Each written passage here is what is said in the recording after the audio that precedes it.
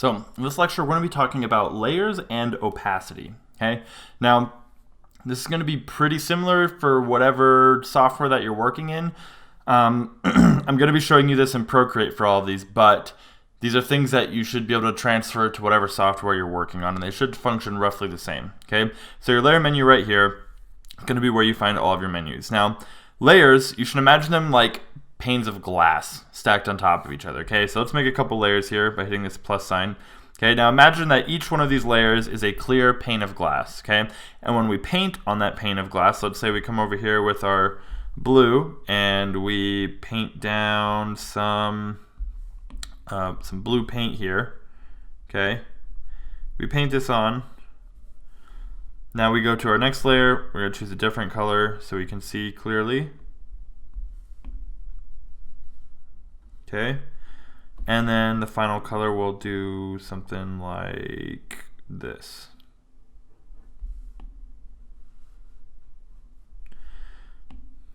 Okay, so there we go. We have these three splotches of paint, and each, whoops, we forgot to do the blue on a separate layer. And blue paint. Okay, so each of these splotches of paint are on a separate layer. And if we turn each pane off, or each layer, we can see that they interact differently. Okay? So if we select this layer, we'll only paint on the layer with the red on it. So we can see when we turn that on and off, it's affected that way. Okay? So keep that in mind. Whichever layer is selected is going to be the one you're painting on. So because these are on their own separate panes of glass, we can also rearrange them, right? So let's say I want to move this blue one underneath the light teal one. Now that is the lowest pane of glass, and the red shows up on top of everything else, and we can move that around as well. Okay? Also, since these are all on separate layers, if we want to erase something, we can erase them separately on their own layers like this.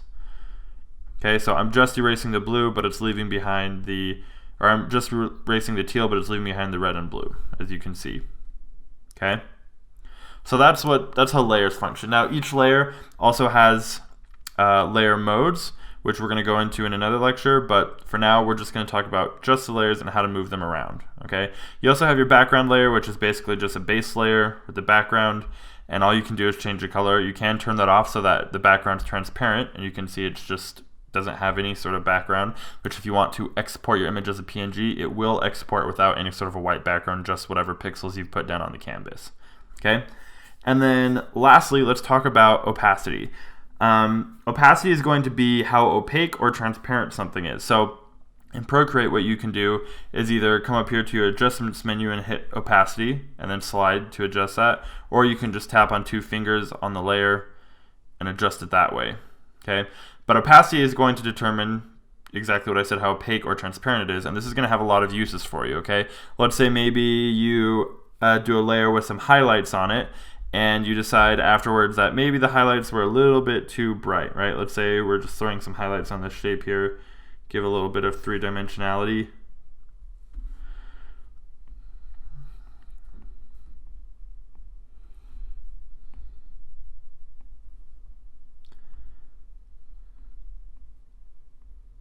All right, so we throw these highlights on, and we're like, that looks good, but it's too bright. We could just lower the opacity, and then it's not as strong. Okay, that's what you're going to use opacity for. Keep in mind, at least if you're working in Procreate, if you have something selected like this, and then you lower the opacity, oops, let's do this actually. If you use your lasso tool and you have a portion selected, we want to make sure that we're on freehand, not automatic. You have a portion selected like this, and you lower the opacity, it will stay, it's going to stay permanent for just that selection, so that when you deselect, it's going to show that the layer opacity is at full, and you won't be able to go back and bring the opacity all the way up. So if you could see the part that was in this selection, it's permanently has the opacity lowered, even though our opacity is at 100%. It's because it was within that selection, while the rest of the highlights, which are down the bottom right, are still at full opacity. Okay, so if we go back, I could show you normally if we leave the opacity down and then we exit that and go on and do something else, we can always come back and raise the opacity. But if you have something selected and you do that, it won't be the same. So just keep that in mind. Anyways, that's it for opacity and layers, and I'll see you guys in the next lecture.